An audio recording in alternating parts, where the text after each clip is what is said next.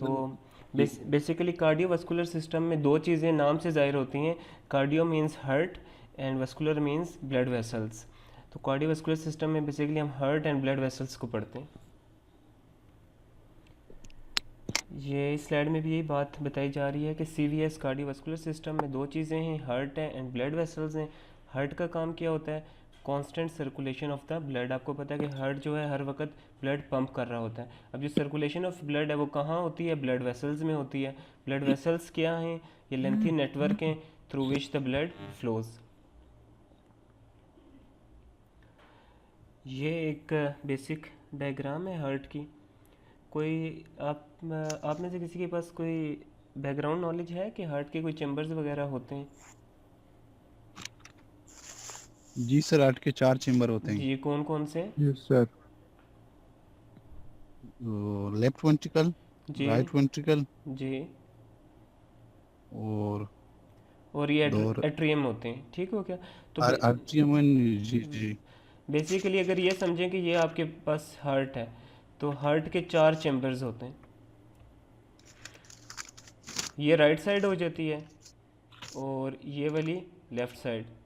तो जो ऊपर दो हैं वो एट्रियम होते हैं। ये राइट एट्रियम हो गया और ये लेफ़्ट एट्रियम। और जो नीचे दो हैं वो वेंट्रिकल होते हैं, again right ventricle and left ventricle. हाँ, यहाँ तक क्लियर है सबको? जी सर। सही। नेक्स्ट अब हम पढ़ते हैं सर्कुलेशन कि ब्लड जो है वो कैसे सर्कुलेट करता है हार्ट से डिफरेंट बॉडी पार्ट्स में। The circulatory system ensures a continuous flow of blood to all body cells and its functions is subject to continual physiological adjustments to maintain an adequate blood supply. Circulatory system का main काम क्या होता है कि जो blood है वो constantly जो है वो बॉडी में फ़्लो करता रहे और जिस टिश्यू को जिस रिक्वायरमेंट में ऑक्सीजन वगैरह या न्यूट्रिएंट्स वगैरह चाहिए वो उसको मिलती रहें। Should the supply of oxygen and nutrients to body cells become inadequate, tissue damage occurs and cell death may follow. अगर ये सप्लाई ऑफ ऑक्सीजन या न्यूट्रिएंट्स बॉडी सेल्स को कम मिलेगा या जितनी उनकी ज़रूरत है उससे कम हो जाएगा तो उससे क्या नुकसान होगा? वो टिश्यू डैमेज होने लग जाएगा। डैमेज होगा तो अल्टीमेटली सेल डेथ हो जाएगी। इसलिए सर्कुलेशन ऑफ ब्लड बहुत इंपॉर्टेंट है। अब सर्कुलेशन को हमने दो चीज़ों में डिवाइड किया है, एक है पल्मोनरी सर्कुलेशन और दूसरा हमारे पास है सिस्टेमिक सर्कुलेशन। पल्मोनरी से आपके माइंड में क्या आता है? कोई बोलना चाहे? सर पल्मोनरी जो इन्वर्स है आर्टरी और वेन का, like pulmonary artery and pulmonary vein. नहीं नहीं, मैं सिर्फ पल्मोनरी वर्ड का पूछ रहा हूँ कि पल्मोनरी वर्ड से, जैसे आपने कहा ना कार्डियो से हमारे माइंड में हार्ट आता है, तो पल्मोनरी से क्या आता है?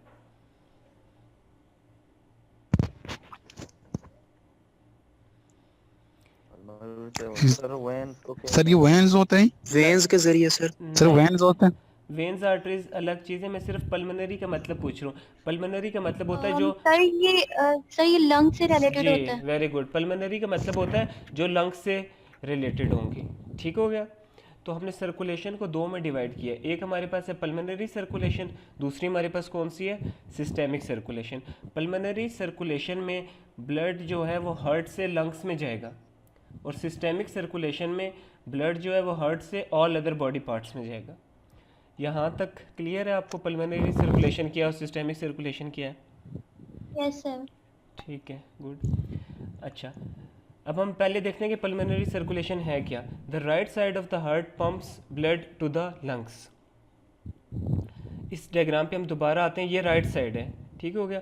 ये जो आपको ब्लू में नज़र आ रहे हैं ये बेसिकली वेन्स हैं। तो ये है हमारे पास सुपीरियर वेना केवा, ये यहाँ से ब्लड लेके आता है और ये राइट एट्रियम में आता है। वेन्स में हमेशा डीऑक्सीजनेटेड ब्लड होता है, ऑक्सीजन की कॉन्सेंट्रेशन उसमें कम होती है या नहीं होती, पर जो टिश्यू सेल्स हैं उनको चाहिए ऑक्सीजन। तो जब वीनस ब्लड यहाँ से राइट एट्रियम में आएगा तो राइट एट्रियम से फिर ये किस में जाता है? राइट वेंट्रिकल में। राइट वेंट्रिकल से कहाँ जाएगा? वहाँ जहाँ पे इसे ऑक्सीजन मिल सके, और वो जगह कौन सी है? लंग्स। तो राइट वेंट्रिकल से ब्लड किस तरफ जाता है? पल्मोनरी आर्टरी के थ्रू लंग्स में। यहाँ तक क्लियर है ये रूट? कोई अगर किसी को नहीं समझ आए तो मैं रिपीट कर देता हूँ। सर सर एक दोबारा बार रिपीट रिपीट कर करें। दें। सर रिपीट करना जी एक जी, बार। सुन लें। हमारे पास है राइट एट्रियम, ठीक है? ये जो चैम्बर था इस साइड, राइट वाली साइड, ठीक हो गया? अब इसमें आता है वीनस ब्लड। जो पूरी बॉडी से जो ब्लड आता है ना वीनस ब्लड वो आके किधर ओपन होता है, राइट एट्रियम में। ठीक हो गया। अब जो वीनस ब्लड होता है ना, जो बॉडी टिश्यू से हार्ट की तरफ आ रहा होता है, उसमें ऑक्सीजन नहीं होती। ठीक हो गया। अब हार्ट का क्या काम है कि पहले तो इसने ब्लड को साफ करना है कि ब्लड में ऑक्सीजन हो। तो ये यहाँ से जो ब्लड आ रहा है ये यहाँ से कहाँ जाता है, नेक्स्ट राइट वेंट्रिकल में, इस नीचे वाले हिस्से में आ गया। राइट वेंट्रिकल से इसको फिर लंग्स में भेजा जाता है, क्योंकि हम जब सांस लेते हैं तो ऑक्सीजन सारी कहाँ जाती है, लंग्स में जाती है। तो इस ब्लड को राइट वेंट्रिकल से हम किधर भेजेंगे, लंग्स में भेजेंगे। क्यों भेजेंगे, ताकि वहाँ पे जाके इसमें ऑक्सीजन ऐड हो सके। और वो किसके थ्रू हम भेजते हैं, पल्मोनरी आर्टरी। आप समझ आए रूट? यस किसी को अगर नहीं आया तो मैं दोबारा रिपीट कर सकता हूँ। आ गया नो सर। सर, क्लियर चलें ठीक है, क्लियर ये सर। ठीक है। अब ठीक है, ये हमने पहली बात पढ़ी। ये आपको समझ आ गया कि right side of the heart ने पंप किया ब्लड को किस तरफ, लंग्स में। ठीक हो गया।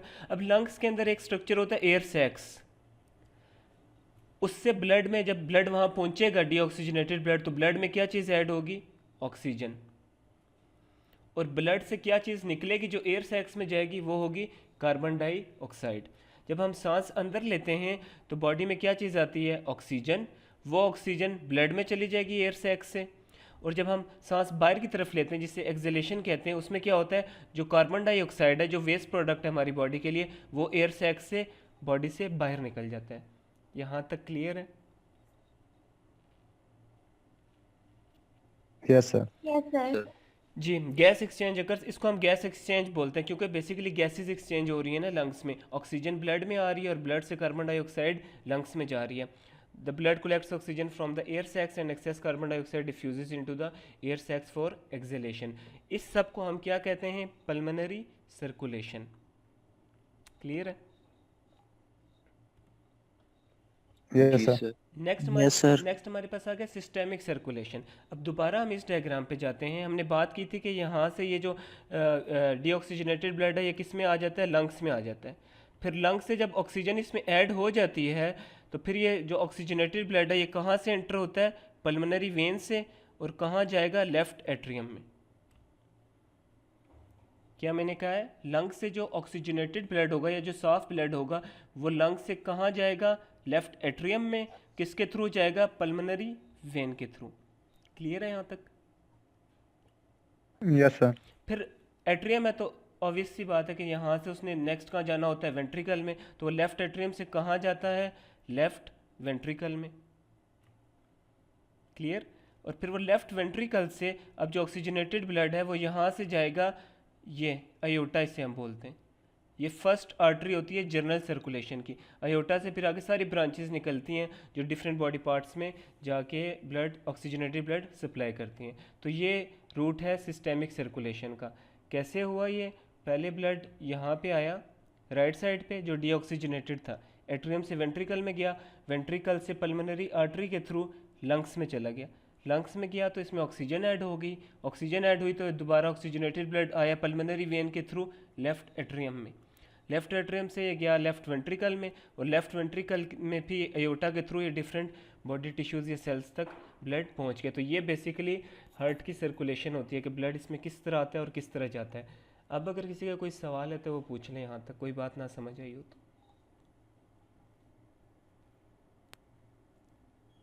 नो सर, नहीं है।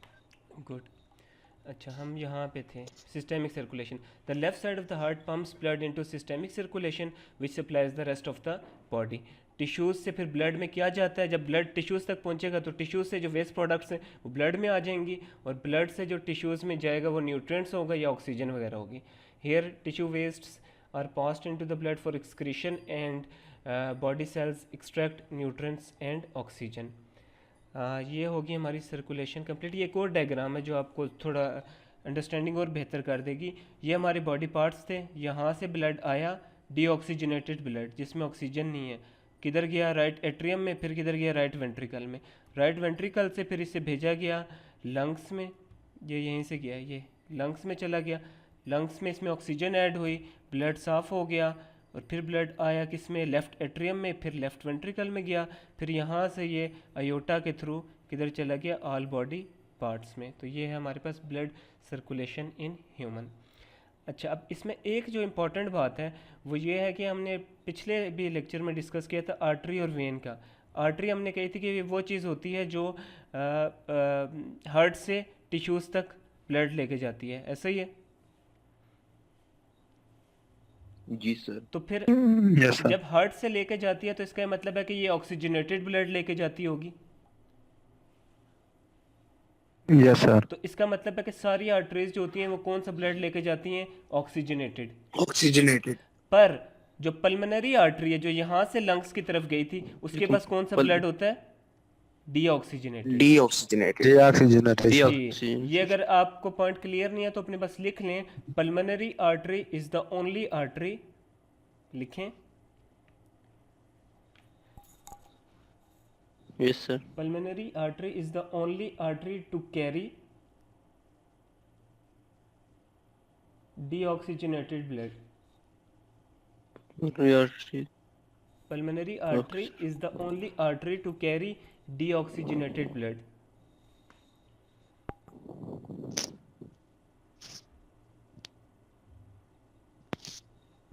क्लियर है यहाँ तक? Yes sir. चलें अब हम हार्ट पे आ Yes. जाते हैं कि हार्ट क्या है। तो पहली बात हमारे पास क्या है, द हार्ट इज़ अ रफली कोन शेप्ड हॉलो मस्कुलर ऑर्गन। इसकी शेप कैसी होगी? कोन शेप होगी और अंदर से ये खोखला होगा, हॉलो होगा। और मस्कुलर ऑर्गन है मतलब इसके अंदर मसल्स बहुत ज़्यादा होते हैं। It is about 10 centimetre long. ये MCQs के लिए इंपॉर्टेंट है कि अब इसकी लेंथ कितनी होती है, 10 सेंटीमीटर लॉन्ग है। It is about the size of an owner's fist और it weighs about 225 gram in women and heavier in man, जो कितना है 310 ग्राम। अब MCQs में ऐसी चीज़ें आ सकती हैं कि भाई वुमेन में वेट कितना होता है हार्ट का, मैन में कितना है, लेंथ कितनी है और इसकी शेप कौन सी होती है। ये कौन शेप्ड होता है। कौन शेप्ड जैसे आपको पता होगा कि इस तरह की शेप होती है, इसको हम क्या बोलते हैं? कौन शेप। ये देख रहे हैं जी जी जी सर, आप पहले ये बताइए। नहीं नहीं, आप पूछ लो क्योंकि वो फिर मिस हो जाएगा। सर ये थर्ड नंबर जो है ना, it is about the size of the owner's fist. आप अगर इसका अपने मतलब हाथ की उंगलियां बंद करें तो जितना आपकी फिस्ट का साइज़ होता है, जितना साइज़ हाथ का आपको नज़र आएगा उतना ही बंदे के हार्ट का साइज़ होता है। सर अगर किसी का हाथ बड़ा हो तो उसका एक तो होता है कि वो पैथोलॉजी होगी, कोई पैथोलॉजी होगी तो उस वजह से हार्ट बढ़ जाता है, जो अमूमन हम सुनते हैं कि कहते हैं जी दिल बढ़ गया मरीज़ का। वो तो एक बीमारी है। ये नॉर्मल बंदों में बात हो रही है, जैसे मैं हूँ या आप हैं, हम नॉर्मल हैं अल्हम्दुलिल्लाह, कोई बीमारी हमें नहीं है। तो अगर हम अपनी ये मुट्ठी बंद करें तो जो इतना साइज़ हमारी मुट्ठी का होगा ऑलमोस्ट हार्ट का भी साइज़, हमारे हार्ट का साइज़ इतना ही होगा। जी सर ठीक है, थैंक यू सर। अच्छा, फिर हम बात कर रहे थे जी ये कौन शेप स्ट्रक्चर है जी। सर। जी जी सर ये वुमेन का हार्ट कम क्यों होता है एज ए निस्बत मैन के? ये नेचुरली है कि जब उन्होंने डिफरेंट स्टडीज़ की, वेट वगैरह मैयर किए तो मर्दों में जो था वो वेट जो है वो हार्ट का ज़्यादा आया। इसकी कोई ख़ास रीज़न मुझे बुक्स में नहीं मिली कि क्यों ज़्यादा होता है। फिर भी मैं देख लूँगा, नेट पे सर्च कर लूँगा, अगर कहीं मुझे रीज़न मिली तो मैं कल आपसे शेयर कर दूँगा। Okay sir, thank. अच्छा, थैंक यू सर। फिर हमने कहा ये कौन शेप्ड होता है। कौन शेप्ड ऐसे होता है कि ये आपको नज़र आ रहा है, ये आपकी हार्ट की शेप है। यहाँ से ये चौड़ा होता है जिसको हम बेस ऑफ द हार्ट कहते हैं, और ये इसका पॉइंट हम एपेक्स कहते हैं, जहाँ से थोड़ा सा आपस में लाइंस जुड़ी हुई हैं। तो ये इसकी कौन सी शेप बनी? कौन शेप बनी हार्ट की। ये बात समझ आई आप लोगों को? Yes sir. ठीक हो गया। तो अभी तक हमने क्या बातें पढ़ी भाई? हार्ट जो है वो कौन शेप है, अंदर से खोखला होता है और मस्कुलर मसल्स इसमें बहुत होते हैं। 10 सेंटीमीटर लॉन्ग है, साइज़ इसका ऑनर्स फिस्ट के मुताबिक है और इसका वेट इतना इतना होता है। अब हम देखते हैं इसकी पोजीशन क्या है। The heart lies in the thoracic cavity in the mediastinum, the space between the lungs. ये आप देख रहे हैं, यहाँ पे ये आपका हार्ट है, ठीक हो गया। और हार्ट की अब साइडों पे हमारे पास क्या है? लंग्स हैं। एक ये लेफ़्ट लंग है और ये हमारे पास कौन सा है? Right lung. तो जो दोनों लंग्स के दरमियान स्पेस होती है उसको हम क्या बोलते हैं? मीडियास्टियम। ये जो लिखा हुआ है मीडियास्टिनम। और इसी मीडियास्टिनम में क्या चीज़ प्रेजेंट होती है? हार्ट प्रेजेंट होता है। ये बात समझ आई यस सर, समझ आ गई। कि हार्ट किधर है? दोनों लंग्स के दरमियान जो यस सर। स्पेस है उसमें है, उस स्पेस को मीडियास्टियम कहते हैं। यहाँ पे हार्ट पड़ा हुआ है। नेक्स्ट देखते हैं। It lies ओब्लिगली। ओब्लिगली से क्या मुराद है? ये वर्ड सुने आप लोगों ने कभी? ओब्लिकली? No sir. अच्छा, ओब्लिकली होता है तिरछा। अब ये जो हार्ट है ना, ये सर इस तरह दरमियान इस तरह पड़ा हुआ है, तिरछा। ये सीधा नहीं है बिल्कुल, थोड़ा सा टेढ़ा पड़ा हुआ है। इसको हम क्या कहते हैं? Obliquely placed on. ओब्लिकली होता है तिरछा। तो लंग जो जो सॉरी हार्ट बॉडी में किस तरह पड़ा होता है? थोड़ा सा टेढ़ा, ओब्लिकली। सर जी जी। आप साथ साथ में डायग्राम भी बना ले तो बेहतर अच्छा, होगा सर। उसमें बस असल में ये है कि यहाँ पे डायग्राम सही बनती नहीं है। वो जो मैंने यूट्यूब का लिंक शेयर किया था, वो आपने सबसे शेयर किया आगे बच्चों से? जी सर तो शेयर भी किया और उसमें देखा था सर उसमें वो। अब ये है कि मैं ना रोज़ का, जैसे आज का ये लेक्चर है ना, अब इसमें जो डायग्राम्स है ना, वो मेरे पास वाइट बोर्ड है। मैं वहाँ बना के वहाँ वीडियो अपलोड कर दूंगा, वहाँ से डायग्राम्स देख लीजिएगा। यहाँ असल में अब ऑनलाइन है तो डायग्राम्स बन नहीं सकती। उसका मैंने फिर हल ये सोचा था कि मैं बोर्ड पे बना के ना साथ ही आज ही वो पोस्ट कर दूंगा, वहाँ से देख लीजिएगा। ठीक है सर, ठीक ठीक है हो गया? Sir, thank you. वैसे इसमें आपको क्या जी सर। कन्फ्यूजन है? मैं फिर भी क्लियर करने की कोशिश करता हूँ। ये सर ओब्लिकली ये नहीं समझ आया? जी अच्छा, जी सर ये बात। ये हार्ट जो है ना, हमने कहा कि हार्ट की शेप इस तरह होती है। ये तो क्लियर है ना आपको? कौन शेप है? जी सर। अब ये बॉडी में जी इस सर। तरह अगर पड़ा होता ना, इसी तरह ही होता बॉडी में, तो हम कहते हैं कि ये बिल्कुल सही पोजीशन में है। ये हमारे पास बॉडी में कैसे पड़ा होता है? यूं, तिरछा। ये बॉडी की मिडिल लाइन है। तो हार्ट कैसा पड़ा हुआ है? तिरछा पड़ा हुआ है। तो इसलिए हम इसे क्या कहते हैं कि ये ओब्लिकली प्लेस्ड होता है। जी सर समझ गया, ठीक है? Thank you. Obliquely placed a little more to the left than the right and presents a base above and an apex below. Base apex, ये जो इसकी ये वाली साइड होती है, इसको बेस बोलते हैं ये, और ये अपेक्स होता है। ये जो मैं कर्सर मूव कर रहा हूँ, आप लोगों को ये नज़र आता है? जी सर नजर ठीक है, आता ये है। बेस है और ये वाली साइड अपेक्स है। बेस सर ऊपर ये होती बहुत है। छोटा है सर। जी, मैं दूसरा कर देता हूँ पॉइंटर, वो सर भी। इन ये लो, अब तो क्लियर होगा ना? ये जो हमारे यस पास है, सर। ये साइड बेस होती है, और ये वाली साइड जो है, ये एंड पे ये हमारे पास क्या है? एपेक्स। तो हार्ट की बेस ऊपर होती है और एपेक्स नीचे होता है। अच्छा, the apex is about 9 centimetre to the left of the mid line. अच्छा, अब मिड लाइन हमारे पास क्या है? ये सेंट्रल। तो इससे ये हार्ट की एपेक्स, ये वाला पॉइंट कितना दूर है? 9 सेंटीमीटर दूर है। ठीक हो गया? और किस लेवल पे होता है? फिफ्थ इंटरकोस्टल स्पेस के लेवल पे होता है, a little below the nipple and slightly nearer the mid line. और जो इसकी बेस है वो एक्सटेंड करती है at the level of second rib.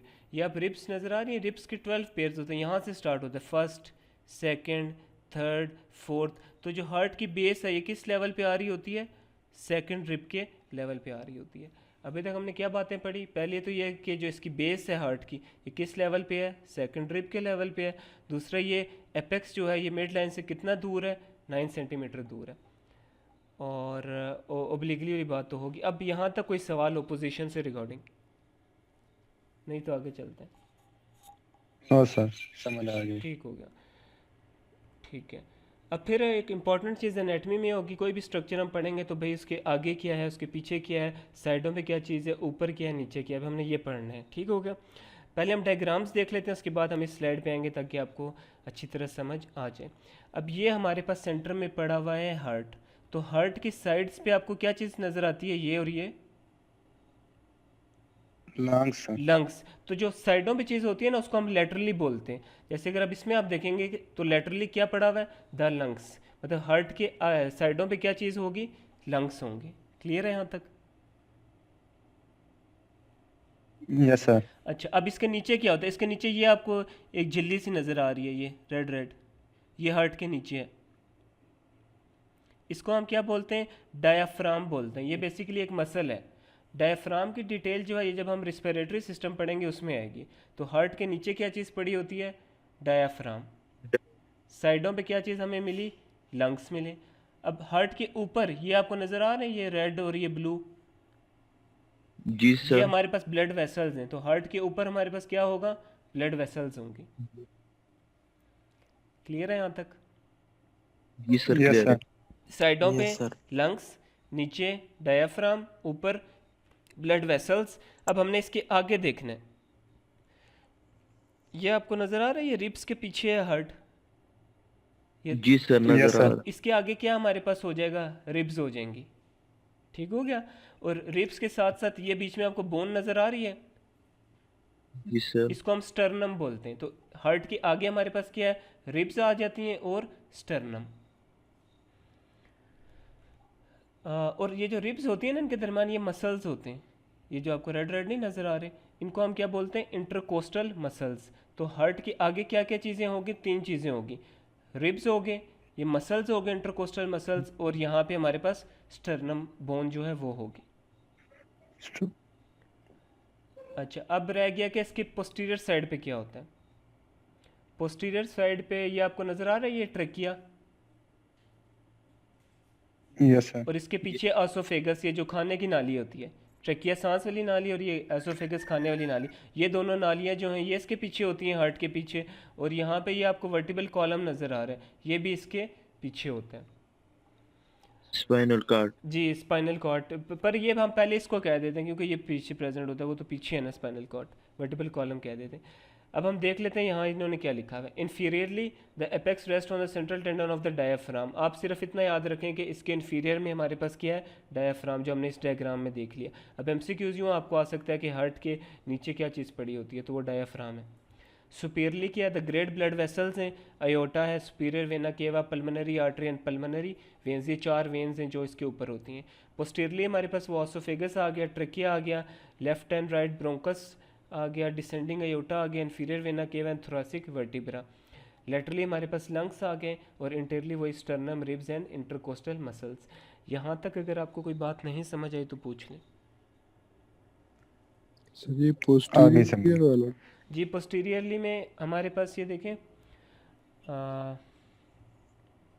ये हमारे पास ट्रकिया आ गया, ऑसोफेगस आ गया, उसके बाद ये वर्टिबल कॉलम आ गया जिसको उसने थोरेसिक वर्टिब्रा लिखा हुआ है। और उसके अलावा एक और चीज़ है, ये आपको यहाँ नज़र आ रहा है कि ये ट्रकिया आगे जाके इधर डिवाइड हो रहा है, इसमें ब्रोंकस में ये राइट होता है और एक लेफ़्ट होता है, ये चीज़ें भी इसके पीछे आती हैं। पर ये भी इसको मैंने इसलिए नहीं छेड़ा क्योंकि जब हम रिस्पिरेशन की एनाटमी पढ़ेंगे, रिस्पिरेटरी सिस्टम की, तो वहाँ पे सारा ब्रोंकाई वगैरह आ जाएगा, तब आपको ज़्यादा अच्छी समझ आ जाएगी। इसलिए इस वक्त मैंने सिर्फ आपको ट्रकिया का बताया, ओसोफेगस का बताया और इसका बताया, क्योंकि अभी मैं ब्रोंकाई बोल रहा हूँ, आप कहेंगे ब्रोंकाई पता नहीं क्या होता है। ये जब वो रिस्पिरेशन की डिटेल पढ़ेंगे तब आपको ये चीज़ क्लियर हो जाएगी। और कोई सवाल इसकी इससे के ऑर्गन्स से related? Yes sir, thank you. ठीक हो गया। उसके बाद हम नेक्स्ट देखते हैं, नेक्स्ट हमारे पास क्या है। अब हमने देखना है भाई इसका स्ट्रक्चर कैसे है, इसकी वॉल्स कौन सी होती हैं। ठीक हो गया। तो heart wall is composed of 3 layers, इसकी 3 लेयर्स होती हैं। पहली हमारे पास होता है पेरिकार्डियम, दूसरी है हमारे पास मायोकार्डियम, तीसरी हमारे पास होती है एंडोकार्डियम। 3 लेयर्स होती हैं एंडोकार्डियम। जी। और जो पेरिकार्डियम है इसकी फर्दर 2 लेयर्स होती हैं, एक आउटर फिब्रस होती है और इनर सीरस होती है। ये इसकी लेयर्स हैं जो इसकी वॉल्स हैं बेसिकली हार्ट की। कौन कौन सी हैं? 3 हैं, पेरिकार्डियम, मायोकार्डियम, एंडोकार्डियम। और पेरिकार्डियम फर्दर आगे 2 में डिवाइड हुई हुई है। आउटर फिब्रस जो बाहर की तरफ होगी उसमें फाइबर्स होंगे, एंड इनर सीरस, इनर जो है वो सीरस होती है, उसमें लिक्विड वगैरह होते हैं। ये लेयर्स समझ आ गई नाम शाम? Yes sir. अच्छा, अब आगे हम जी सर। इनके बारे में जी जी इन तरह का डायग्राम में जी दिखा दे डायग्राम तो में, नेक्स्ट डायग्राम ही दिखानी है। पहले मैं कह रहा था कि आप टर्मिनोलॉजी से ज़रा फेमिलियर हो जाए ना, फिर डायग्राम में सारे एकदम लेबल हुई हुई होंगे, आप कंफ्यूज हो जाएंगे। इसलिए मैं कह रहा था कि पहले आपको टर्मिनोलॉजी समझ आ जाए कि ये नाम लेयर्स हैं, ताकि डायग्राम में आप इजीली अंडरस्टैंड कर सकें। ठीक हो गया। तो जी sir, outer thank you. Pericardium है जिसकी फर्दर 2 लेयर्स हैं, फिब्रस और सीरस, फिर मायोकार्डियम है, देन एंडोकार्डियम। अब ये क्या है लेयर्स, इनके बारे में 2-3 लाइनें पढ़ लेते हैं। ये हार्ट है, हार्ट की ये वॉल्स की अपना एक क्रॉस सेक्शन लिया है, इसको फिर हमने बड़ा किया। ठीक हो गया। सबसे अंदर वाली लेयर हमारे पास कौन सी थी? एंडोकार्डियम। और उसके बाद वाली कौन सी थी? मायोकार्डियम। और उसके बाद हमने जो कहा था डबल लेयर स्ट्रक्चर है, वो हमारे पास क्या था? पेरिकार्डियम। यहाँ तक क्लियर है? तीनों लेयर्स आपको समझ आ गई? ये जो आपको नज़र आ रही है ना, ये 3-4 लाइन है, ये सारा पेरिकार्डियम है। अभी मैं इसकी डिटेल बताता हूँ आपको कि ये कैसे डिवाइड हुआ है। और पीछे हमारे पास मायोकार्डियम है और अंदर हमारे पास क्या है? एंडोकार्डियम। यहाँ तक क्लियर है? जी सर, क्लियर अच्छा, है। अभी हमने यहाँ बात की कि पेरिकार्डियम जो है ये 2 लेयर्स में है, आउटर फिब्रस और इनर सीरस। तो ये जो आपको सबसे बाहर वाली लाइन नज़र आ रही है, ये इसकी आउटर फिब्रस लेयर है। ठीक हो गया? समझ? जी Yes, sir. सर। तो फिर जो इनर हमने क्या किया, ये हमने कहा इनर सीरस होती है। इनर डबल लेयर होती है, एक ये लेयर है और दूसरी ये लेयर है। इसको हमने कौन सा कहा, ये सीरस लेयर है। ये वाली हमारे पास फिब्रस लेयर थी बाहर, और अंदर ये हमारे पास कौन सी है, सीरस। अब सीरस लेयर के अंदर सेल्स होते हैं जो एक फ्लूइड सिक्रीट करते हैं। वो फ्लूइड किस में आता है, इन दोनों के दरमियान एक थोड़ी सी स्पेस बन जाती है जिसमें फ्लूइड आता है, उसे हम क्या बोलते हैं, पेरिकार्डियल कैविटी। यहाँ तक आप कोई सवाल है तो पूछें लेयर से मुतालिक। सर ये पेरिकार्डियल कैविटी के बारे में अच्छा, दोबारा थोड़ा पेरिकार्डियल बताएंगे? कैविटी ये होता है, मैं इसको ज़रा सा ड्रॉ करने की कोशिश करता हूँ। मेरे पास है सबसे बाहर ये फिब्रस लेयर है, ठीक हो गया।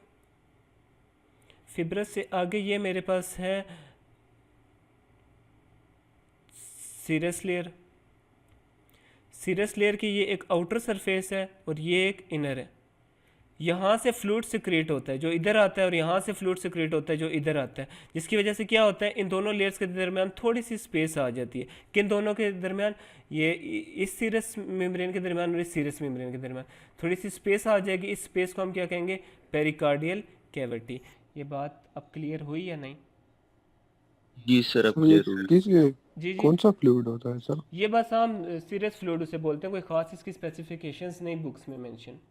बस इसका काम ये होता है कि थोड़ा सा दोनों लेयर्स में स्पेस रहे, ताकि जब हार्ट कॉन्ट्रैक्ट करे तो ये आपस में लेयर्स में फ्रिक्शन ना प्रोड्यूस हो। मेन मकसद ये है। Yes sir. अच्छा, अभी ये यहाँ पे आ रहा है कि शायद टाइम ख़त्म हो रहा है, ठीक है। अगर ये टाइम ख़त्म हो गया तो दोबारा इसी आईडी से और पासवर्ड से आप लोगों ने लॉगिन कर लेना है, ठीक हो गया। Okay, जी sir. सर। यहाँ तक कोई और सवाल, ये क्लियर है? सर क्लियर है ये बस। ठीक हो गया।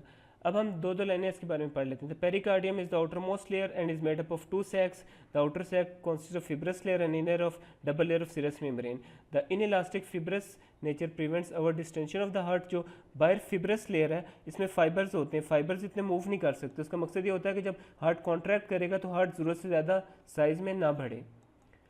और the outer layer of serous membrane जो है उसको हम पैरेटल पेरिकार्डियम कहते हैं, जो किसके साथ मिली हुई होती है, फिब्रस सैक के साथ। ये जो आउटर लेयर है इसको क्या नाम दिया गया है, पैरेटल लेयर। ये किसके साथ जुड़ी हुई है, फिब्रस लेयर के साथ। इनर जो है वो विजरल लेयर है, और वो किसके साथ जुड़ी होती है, मायोकार्डियम के साथ। यहाँ तक क्लियर है? ये बात समझ आई है? Yes, sir. जी सर, समझ आ ठीक हो गया। गया। उसके बाद हम देख Yes, sir. इसमें फिर वही बात लिखी हुई है, the inner layer visceral pericardium और epicardium which is continuous the parietal layer and is adherent to the heart muscle. ये हार्ट मसल के साथ होती है इनर विजरल। ये जो इनर विजरल है ये किसके साथ होती है, हार्ट मसल के साथ जुड़ी हुई है। The serous membrane consist of flattened epithelial cells. ये जो सीरस मेम्ब्रेन थी ये और ये, इसमें फ्लैट एपिथेलियल सेल्स होते हैं।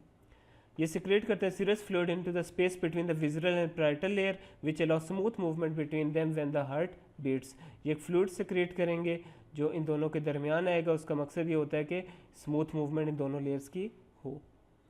The space between the parietal and visceral pericardium is only a potential space in health. The two layers lie closely together with only a thin film of serous fluid between them. तो ये सब कुछ किसके बारे में था, pericardium के बारे में। मायोकार्डियम देखते हैं। Myocardium is composed of specialised cardiac muscle found only in heart. Myocardium में इस वाले पोर्शन में क्या होता है, सिर्फ कार्डियक मसल्स होते हैं और कुछ भी नहीं होता। इनका काम क्या है, ये हमारे वॉलंटरी कंट्रोल में नहीं होते, but are striated like skeletal muscles. Striated terminology से आप लोग वाकिफ़ हैं या नहीं? Yes sir. स्ट्राइएटेड होते हैं जिसमें ब्लैक एंड वाइट लाइंस आ रही हैं, उसको हम स्ट्राइएटेड बोलते हैं। Each fibre has a nucleus and one और मोर ब्रांचेस। अब जो ये मसल्स हैं हमने कहा मायोकार्डियम में, इसमें एक फाइबर होता है और उसके साथ एक दो उसकी ब्रांचेस होती हैं। ये मसल्स इतने क्लोजली पैक्ड होते हैं, इस लेयर की बात हो रही है। ये जो मसल्स आपको नज़र आ रहे हैं ये आपस में इतने जुड़े हुए होते हैं कि ऐसा लगता है कि ये पूरी जो है ये एक शीट पड़ी हुई है मसल की। The sheet arrangement of the myocardium enables the atria and ventricles to contract in a coordinated and efficient manner। और इस मायोकार्डियम का क्या मकसद होता है, क्या फंक्शन होता है, एट्रिया और वेंट्रिकल को आपस में कॉन्ट्रैक्ट करा सकें। या मायोकार्डियम समझ आ गया? जी सर समझ आ गया, थैंक यू। ठीक है। Yes, sir. Running through the myocardium is also a network of specialised conducting fibres responsible for transmitting the heart's electrical signals. अभी जब हार्ट बीट करता है ना तो इलेक्ट्रिकल सिग्नल्स प्रोड्यूस होते हैं। इसके लिए एक और स्पेशलाइज्ड कंडक्टिंग फाइबर्स भी मायोकार्डियम के साथ साथ पड़ा हुआ होता है, मायोकार्डियम के अंदर होता है basically. The myocardium is thickest at the apex and thins out towards the base. अगर मैं दोबारा जाऊँ उस डायग्राम पे, ये इसको देख लें, जो एपेक्स होती है हार्ट की, यहाँ पे मायोकार्डियम थिकेस्ट होता है और बेस की तरफ थिन होता है। This reflects the amount of work each chamber contributes to the pumping of blood. इसका मकसद क्या है कि क्यों थिकेस्ट होता है, ज़्यादा मसल्स एपेक्स में क्यों होते हैं, क्योंकि यहाँ से फिर ब्लड पूरी बॉडी में जाना होता है, तो इस वजह से यहाँ पे ज़्यादा मायोकार्डियम होता है ताकि ज़्यादा फोर्स यहाँ रिक्वायर्ड हो और उसी हिसाब से ब्लड फिर यहाँ से निकल के पूरी बॉडी में जाए। जो बेस वाली साइड है वहाँ से तो सिर्फ एट्रिया से वेंट्रिकल में आ रहा होता है, तो उसमें कोई ख़ास काम नहीं होता मसल्स का। It is thickest in the left ventricle which has the greatest workload. ये आपके एमसीक्यूज़ में आ सकता है कि मायोकार्डियम थिकेस्ट किधर होता है, लेफ्ट वेंट्रिकल में। यहाँ तक कोई सवाल हो? सर जी जी। सर इसके बाद दोबारा समझाए, the myocardium is thickest at the apex and अच्छा, थिन टू मैं आउट। इसको समझाता हूँ। सर डायग्राम है सर। डायग्राम ही खोल के बताता हूँ। जी सर। वो शुरू वाली डायग्राम इसके लिए चाहिए। ये डायग्राम है, ये लेफ्ट एट्रियम है, right atrium, right ventricle, left ventricle. ठीक हो गया। अब ये वाली साइड क्या होगी हमारे पास हार्ट की, क्या ये एपेक्स है और ये वाली साइड क्या है, बेस है। यहाँ तक तो क्लियर है ना? जी अब जो बेस है यहाँ से क्या होता है, जो ब्लड लेफ्ट एट्रियम में आएगा वो सिंपली किधर जाएगा, लेफ्ट वेंट्रिकल में। ठीक है, और वो भी ग्रेविटी की वजह से खुद ब खुद नीचे आ जाएगा। यहाँ जो मसल्स हैं उन्हें इतने काम करने की ज़रूरत नहीं है। क्लियर? जी सर क्लियर पर है। जब इधर आ जाएगा ब्लड, अब यहाँ से इसको पंप किधर करना है, अयोटा के थ्रू पूरी बॉडी में। इसका मतलब है यहाँ पे बहुत ज़्यादा फोर्स चाहिए, तो इस वजह से अल्लाह ने कुदरती तौर पे यहाँ का मायोकार्डियम को थिक बना दिया, ज़्यादा मसल्स रख दिए ताकि यहाँ से ब्लड पंपिंग में आसानी हो। एट्रियम में जैसे बेस में जैसे थिन थे, अगर कम मसल्स होते तो वो मसल्स यहाँ से ब्लड को पंप ही ना कर सकते अयोटा में। जी सर, जी क्लियर सर, है? थैंक यू, अब समझ गया। ठीक जी हो सर गया। क्लियर है, थैंक।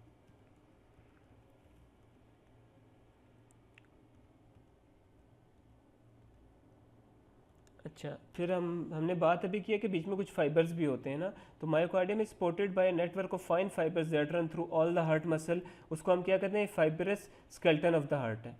ठीक हो गया। ये फाइबर्स कुछ एक्स्ट्रा होते हैं जो मायोकार्डियम को हेल्प करते हैं। In addition the atrial ventricle separated by a ring of fibrous tissue which does not conduct electrical impulses.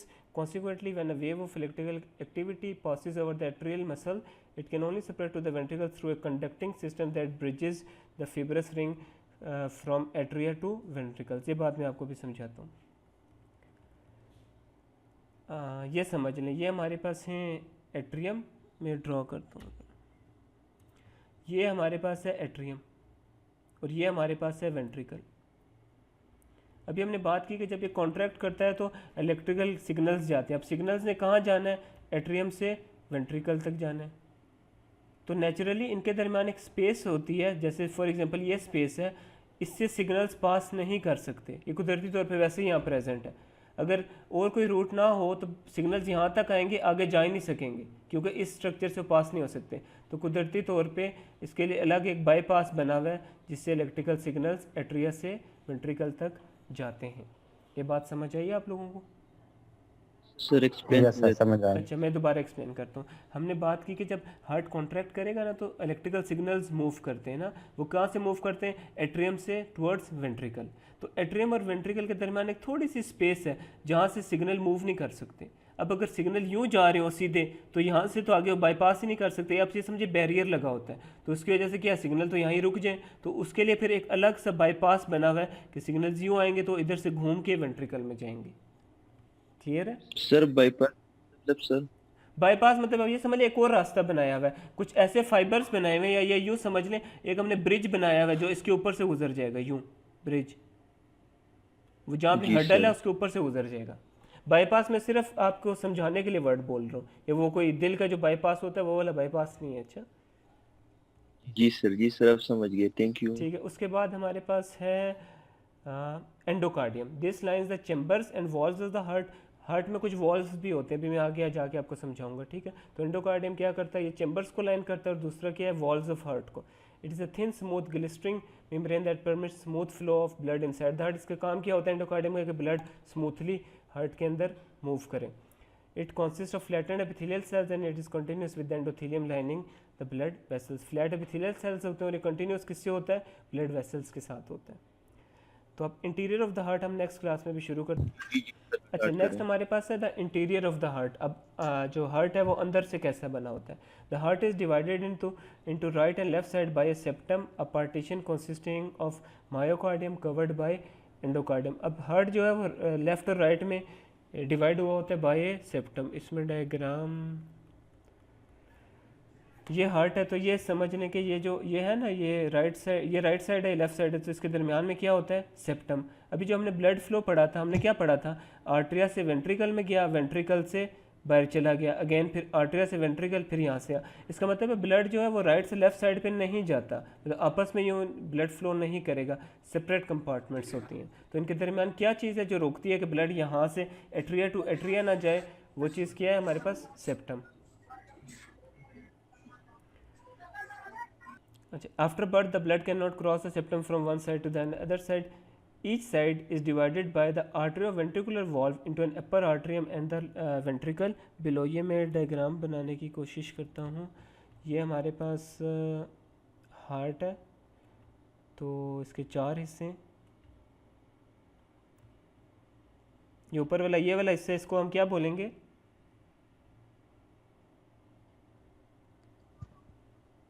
Right ventricle. Ji right आर्टेरियम. Right. ठीक हो गया, राइट एट्रियम. और नीचे इसके हमारे पास क्या होगा, राइट वेंट्रिकल. ठीक हो गया. इन दोनों के दरमियान एक हमारे पास क्या चीज़ प्रेजेंट है, एक वॉल्व प्रेजेंट है. वॉल्व समझते हैं, जो ओपन होगा तो ब्लड यहाँ से इधर चला जाएगा, क्लोज होगा तो ब्लड इधर से इधर पास नहीं करेगा. इस वॉल्व को हम क्या बोलते हैं, आर्ट्रियो वेंट्रिकुलर वॉल्व. आर्ट्रियो से एट्रियम से निकले और वेंट्रिकुलर वेंट्रिकल से निकले. ये वॉल्व की आपको समझ आ गया. जी सर, समझ आ गया. The right atrioventricular valve tricuspid valve has 3 flaps. इसके यहाँ 3 फ्लैप्स होते हैं जिससे ब्लड इधर से इधर जा सकता है. और cusps and the left atrioventricular valve has 2 cusps. या जो लेफ्ट साइड पे इधर 2 फ्लैप्स होते हैं जिससे ब्लड आगे जाएगा, और राइट साइड पे कितने होते हैं, 3 होते हैं. इसलिए राइट सर ये क्यों? नेचुरली बने हुए हैं. जी सर. ठीक है, एनाटॉमी में हम बेसिकली एक स्ट्रक्चर जिस तरह बॉडी में प्रेजेंट है उसको पढ़ते हैं. उसमें हम अपनी साइंस नहीं लड़ाते कि ये क्यों ऐसा है तो एक ऐसा है, इस नेचर. ठीक है, तो इसमें 3 होते हैं, इसलिए हम इस वॉल्व को राइट साइड पे जो है उसको क्या बोलते हैं, ट्राइकप्सिड. और जो दूसरी साइड पे होता है उसे बाइकप्सिड बोलते हैं, या मिट्रॉल वॉल्व उसका दूसरा नाम है. ठीक हो गया. Blood flow of blood in the heart is one way. Blood enters the heart via the artery and passes into the ventricles below. अब blood हमेशा एट्रियम टू वेंट्रिकल जाएगा. ऐसा नहीं हो सकता कि ब्लड वेंट्रिकल से आर्टरिया जाए. ठीक हो गया. जब यहाँ ब्लड ज़्यादा होता है, ये वॉल्व ओपन होता है, ब्लड नीचे आया, जैसे ही नीचे आया ये वॉल्व बंद हो गया. ये वन वे है, सिर्फ ऊपर से नीचे जाएगा, नीचे से ऊपर एट्रियम में दोबारा ब्लड नहीं जा सकता. वॉल्व लगाने का यहाँ मकसद ही यही था कि वन वे ऑफ ब्लड हो. अगर वॉल्व ना हो, ओपन स्पेस होती तो ब्लड तो इधर भी जाता इधर भी जाता. तो वॉल्व की वजह से ब्लड सिर्फ वन डायरेक्शन में जाता है. यहाँ तक कोई सवाल हो? No sir. ये राइट से लेफ्ट तरफ नहीं जाता सर? नहीं, राइट से लेफ्ट. यही बात मैंने आपको शुरू में बताई है. ये एक सेप्टम बीच में लगा होता है, ये यहाँ पे एक सेप्टम होगा जिसकी वजह से ब्लड नहीं जाएगा. अगर जाता होता फिर क्या मसला आता, कोई बता सकता है? यहाँ कौन सा ब्लड आता है एट्रियम में, डीऑक्सीजनेटेड. और लेफ्ट साइड पे कौन सा आता है, ऑक्सीजनेटेड. अगर जाता होता तो ऑक्सीजनेटेड और डीऑक्सीजनेटेड आपस में मिल जाते हैं, जिससे क्या होता है कि ब्लड सारा ही आपका मिक्सअप हो जाता है. इसलिए बीच में एक सेप्टम बना दिया गया कि ये आपस में ना मिले. Yes sir. ठीक है, उसके बाद हम देखते हैं the walls between the artery and ventricles open and close passively according to changes in pressure in the chambers. They open when the pressure in the artery is greater than that in ventricles. ये वही बात है कि artery में ज़्यादा होगा तो open हो जाएंगे. During ventricular systole contraction the pressure in the ventricles rise above that in the artery and the valves snap shut preventing backward flow of blood. यही बात कह रहे हैं कि जब वेंट्रिकल्स में प्रेशर ज़्यादा हो जाए, ब्लड ज़्यादा आ जाए, तो ये वॉल्व्स बंद हो जाते हैं ताकि ब्लड दोबारा यहाँ से इधर ना जाए बल्कि आगे ब्लड वेसल्स में निकल जाए। और the valves are prevented from opening upwards into the atria by tendinous cords, जिसे हम क्या कहते हैं, कॉर्डिए टेंडेनी। अब ये होता है कि ये वॉल्व्स जो है ना, ये वॉल्व्स अगर यूँ हैं तो ये सिर्फ नीचे की तरफ खुल सकते हैं। तो जब भी स्टिमुलेट होगा नीचे की तरफ खुलेगा तो ब्लड ऊपर से किधर आएगा, नीचे की तरफ आएगा। अब ये जो वॉल्व्स हैं ये ऊपर की तरफ यूँ नहीं खुल सकते, अगर यूँ खुल सकते होते तो फिर तो ब्लड नीचे से भी ऊपर वाली साइड आ सकता है। तो ये क्यों नहीं खुल सकते, ये इसकी वजह से नहीं खुल सकते, कार्डियक टेंडेनी की वजह से। यहाँ तक कोई सवाल? No sir. ठीक हो गया। अब हम पढ़ते हैं फ्लो ऑफ ब्लड। ये मैंने आपको ऐसे पढ़ा तो दिया है, दोबारा रिपीट कर लेते हैं कि ब्लड कैसे फ्लो रहा है। The two largest veins of the body, largest veins हमारे पास कौन सी होती हैं, सुपीरियर वेना केवा और दूसरा इन्फीरियर वेना केवा। अगर आपकी यहाँ भी तस्वीर तो सही नहीं बनेगी, ये अगर इंसान है, कार्टून है रेदर, तो ये हार्ट है। तो हार्ट से ऊपर वाले जितने ऑर्गन्स हैं, जैसे हेड हो गया, ये आर्म्स हो गए, यहाँ से जो ब्लड एक मेजर वेन में आके जमा होता है यहाँ पे, उसको हम क्या कहते हैं, सुपीरियर वेना केवा। सुपीरियर क्यों कहेंगे, क्योंकि ये ऊपर होता है, और वेना केवा इसका नाम है कि सारी जो ऊपर हिस्से की वेन्स हैं, आर्म्स की होगी, हैंड्स की होगी, हेड की होगी, नेक की, वो कहाँ पे ओपन हो रही होती हैं, एक कॉमन वेन में, जिसे हम क्या कहते हैं, सुपीरियर। अब सारी वेन्स इसमें ओपन हो रही हैं, इसलिए ये वेन क्या होगी, लार्जेस्ट वेन होगी, बड़े डायमीटर की होगी। ये बात समझ आई? जी सर। इसी तरह यस सर। अब जो lower portion of the body है, लेग्स हो गया, ये एब्डोमेन हो गए, यहाँ से भी ब्लड एक मेजर वेन में आके इकट्ठा होता है, उसको हम क्या बोलते हैं, क्योंकि ये नीचे है तो इन्फीरियर वेना केवा। अगेन सारा ब्लड इसमें आ रहा है तो ये बड़ी वेन होती है। तो हमारी जिस्म में दो लार्जेस्ट वेन्स हैं, एक हमारे पास है सुपीरियर वेना केवा जो अपर पोर्शन से सारा ब्लड कलेक्ट करती है, दूसरा हमारे पास कौन सा है, इन्फीरियर वेना केवा जो lower portion of the body से ब्लड कलेक्ट करती है। यहाँ तक बात समझ आई? Yes sir. और ये सारा ब्लड जो दोनों लेती हैं, कलेक्ट करती हैं, ये ओपन आके कहाँ होता है, राइट एट्रियम में। क्लियर है? Yes sir. This blood passes via the right Yes, sir. Atrioventricular valve. Again atrium से वो वेंट्रिकल में जाता है, किसके थ्रू जाता है, एवी वॉल्व के थ्रू जाता है, और फिर अब वो डीऑक्सीजनेटेड ब्लड है तो वो किस में चला जाता है, पल्मोनरी आर्टरी में। पल्मोनरी आर्टरी के थ्रू वो लंग्स में जाएगा जहाँ वो ऑक्सीजनेटेड होता है। तो opening of the pulmonary artery is guarded by, जहाँ से पल्मोनरी आर्टरी ओपन हो रही है वहाँ पे भी एक वॉल्व अल्लाह ताला ने लगा दिया है, जिसका हमें क्या नाम देते हैं, पल्मोनरी वॉल्व। ये वॉल्व कहाँ होगा, शुरू वाले डायग्राम पे जाना पड़ेगा। ये वॉल्व लगा हुआ है, ये नज़र आ रहा है आपको, जो लेफ्ट वेंट्रिकल से, सॉरी राइट वेंट्रिकल से जो यहाँ पे जाना है ब्लड पल्मोनरी आर्टरी में, तो यहाँ एक अल्लाह ने वॉल्व लगा दिया, इसको हम क्या बोलते हैं, पल्मोनरी वॉल्व। क्लियर है ये बात? Yes sir clear. इसी तरह जो लेफ्ट वेंट्रिकल से ब्लड जाएगा एयोटा के through all of the body tissues में, वहाँ पे भी एक वॉल्व अल्लाह ने लगा दिया, उसे हम क्या बोलते हैं, एयोटा में जा रहा है तो एयोटिक वॉल्व। क्लियर है? Yes sir.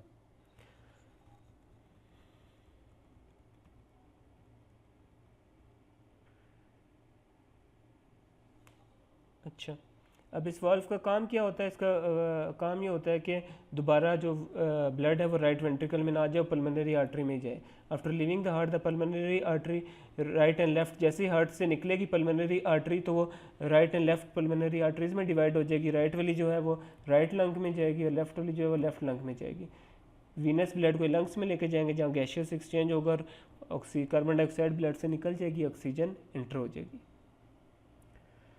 To pulmonary veins from each lung carry oxygenated blood back to the left atrium. तो जो पल्मोनरी वेन्स हैं वो क्या करती हैं, जो ऑक्सीजनेटेड ब्लड है उसको कहाँ लेके आती हैं, लेफ्ट एट्रियम। जैसे मैंने आपको पहले एक लाइन लिखवाई थी कि आर्टरी, पल्मोनरी आर्टरी सिर्फ है जो डीऑक्सीजनेटेड ब्लड लेके जाती है, इसी तरह पल्मोनरी वेन सिर्फ है जो ऑक्सीजनेटेड ब्लड लेके जाती है, वरना हमारे पास कौन सा वेन्स में ब्लड होता है, deoxygenated. Blood then passes through the left atrioventricular wall into the left ventricle, from it वही बात लिखी हुई है कि वो एट्रियम से वेंट्रिकल में गया, वहाँ से फिर एयोटा में चला गया, और वहाँ पे एक वॉल्व है जिसे हम क्या कहते हैं, एयोटिक वॉल्व। यहाँ तक कोई सवाल है किसी का? No, sir. ठीक हो गया. From this sequence of events, it can be seen that blood passes from the right to the left side of the heart via the lungs and और pulmonary circulation. आपको ऐसा लगता है कि अगर ये हमारे पास हार्ट है तो ये तो ऐसे पंप हो रहा है कि पहले इधर से इधर आएगा, फिर यहाँ से लंग्स में गया, फिर लंग्स से आया और यूँ गया. जो मैंने समझाया उससे तो ये बात लगती है ना कि ऐसे होगा, पर ये नेचर में किस तरह हो रहा है. It should be noted that both atria contract at the same time and this is followed by the simultaneous contraction of both ventricles. ये दोनों एट्रिया जो हैं यहाँ पे, ये दोनों वेंट्रिकल्स ये इकट्ठे कॉन्ट्रैक्ट रिलैक्स हो रहे होते हैं. यहाँ से ब्लड निकल रहा होता है तो साथ ही एडजेसेंटली साफ हुआ हुआ ब्लड भी आ रहा होता है. यूँ नहीं होता कि पहले ये जाएगा, इसका वेट किया जाएगा, फिर साफ होकर इधर से आएगा.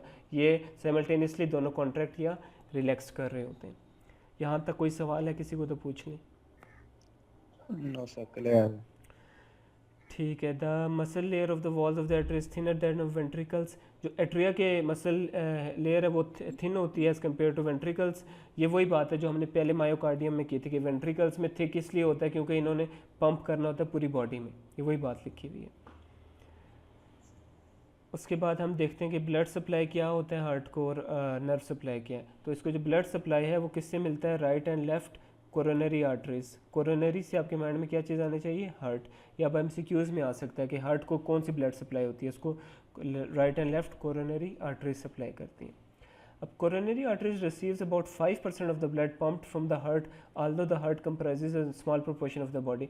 अब हम हार्ट जो है वो बॉडी में कितना छोटा सा ऑर्गन है, 10 सेंटीमीटर का है, पर टोटल जो ब्लड सप्लाई है उसमें से 5% ब्लड किधर जाता है? हार्ट को खुद मिलता है. इससे हमें पता चलता है कि हार्ट का कितना इंपॉर्टेंट काम है बॉडी के अंदर. This large blood supply especially to the left ventricle highlights the importance of the heart to body function, कि हार्ट बॉडी के लिए कितना ज़रूरी है. और फिर कोरोनरी आर्टरीज जो जैसे वो हार्ट के अंदर डिवाइड होती हैं तो एंड में कैपिलरीज बना देती हैं. आर्टीरियल सप्लाई से कोई सवाल हो किसी का? No, sir. No, sir. ठीक हो गया. उसके बाद अब वीनस ड्रेनेज कैसे होता है? तो अगेन जैसे वो इधर कोरोनरी था, यहाँ पे क्या है? कार्डियक वेन्स हो जाती हैं. ठीक है, जो बना देती हैं कोरोनरी साइनस, और वो ओपन किधर होता है? राइट एट्रियम में. और बाकी कुछ जो हो वो सीधा हार्ट चैम्बर्स में चला जाता है ब्लड. फिर नेक्स्ट हमारे पास नर्व सप्लाई. नर्व सप्लाई आपने ये नाम सुने हुए? Parasympathetic supply, sympathetic supply. No, sir. FSC में नहीं पढ़े? सुना है सर. अच्छा सिंपैथेटिक्स इतना याद रखें आप. नर्व सप्लाई हार्ट को कौन सी नर्व्स मिलती हैं? सिंपैथेटिक मिलती है और पैरासिम्पैथेटिक मिलती है. ठीक है, पैरासिम्पैथेटिक क्या करती है? वो हार्ट रेट को इंक्रीज़ कर देती है, आपका दिल तेज़ धड़कता है. और पैरासिम्पैथेटिक का क्या काम होगा कि वो हार्ट रेट को कम कर देगी. ठीक हो गया. Yes, sir. ठीक है, ये आपका लेक्चर हो गया कंप्लीट.